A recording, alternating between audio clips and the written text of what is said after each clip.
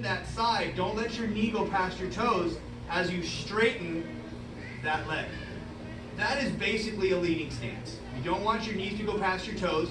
If it does, just widen that foot up. Still a 50-50 weight distribution. My weight is centered between the 2 feet. Okay? My body is upright. So if I'm holding the sword, I'm like this. Okay? If I'm empty-handed, I might be like this. I might be here. I might have my hands on guard. Depends on what I'm doing with my hands. Okay? But as you can feel, this leg is getting a much stronger workout than this leg is, even though my weight is 50-50.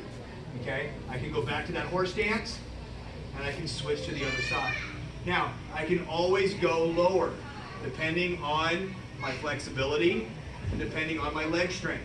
The key thing is keeping this leg straight. Try to get the shin straight, no matter what angle the thigh is.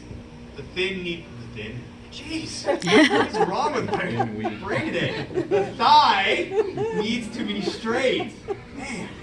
Okay, so this is straight up and down. This is not a good leading stance. Even though this leg is bent, this leg is straight, my shin is not straight. I need to push that knee forward so that my knee is over my toes, and my toes are pointing in the direction that my knee is bending. I don't want my toes here and my knee trying to torque out to the side, or torque this way, right? It's going to put pressure on our knee that we don't need. Okay, questions on the leading stance? Okay, the last stance that we've done so far is the twist stance. The twist stance is the first one where it's not a 50-50 weight distribution. We're going to take our left foot and we're going to lift it up. So all of my weight right now is on my right foot. I'm going to cross behind.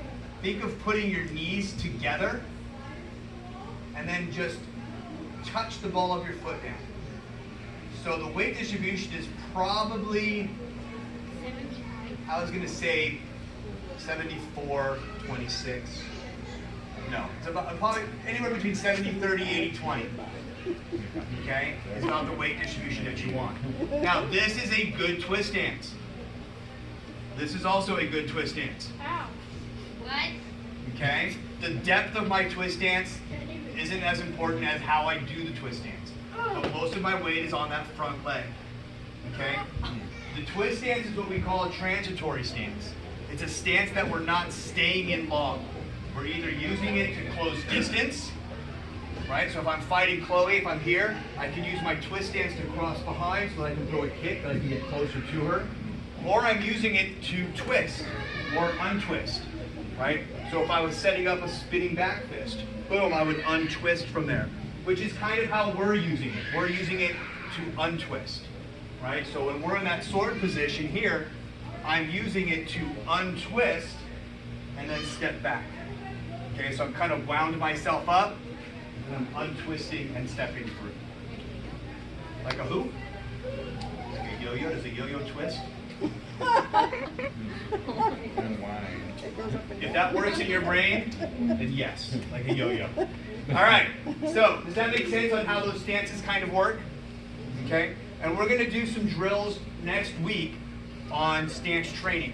Okay, so I want you guys not only to practice the form this week, but really kind of understand how these stances are done so that we can start to develop them better. The only way that we can get better at these stances is by doing them.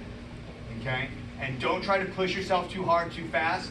If you find that the flexibility is an issue, stretch more. If you find that the strength is too much, then do some extra, stand those stances a little bit longer.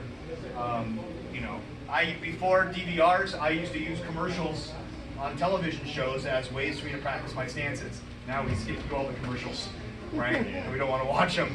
But what I used to do is I used to practice being in my horse stance during the show. And then when it would go to a commercial, I would switch.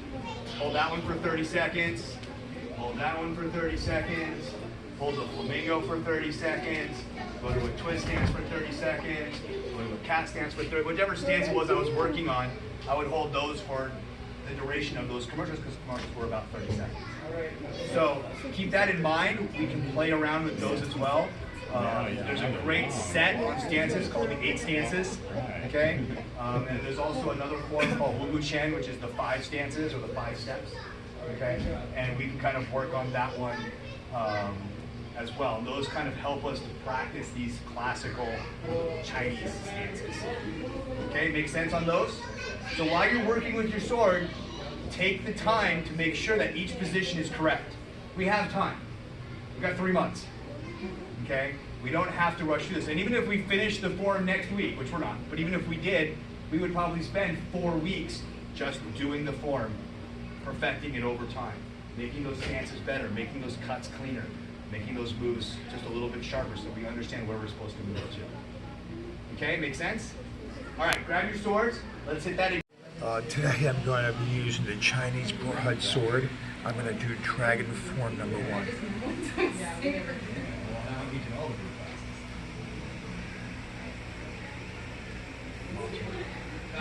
I finished it all. Yesterday I finished 1,268 items. I finished it. Oh my god.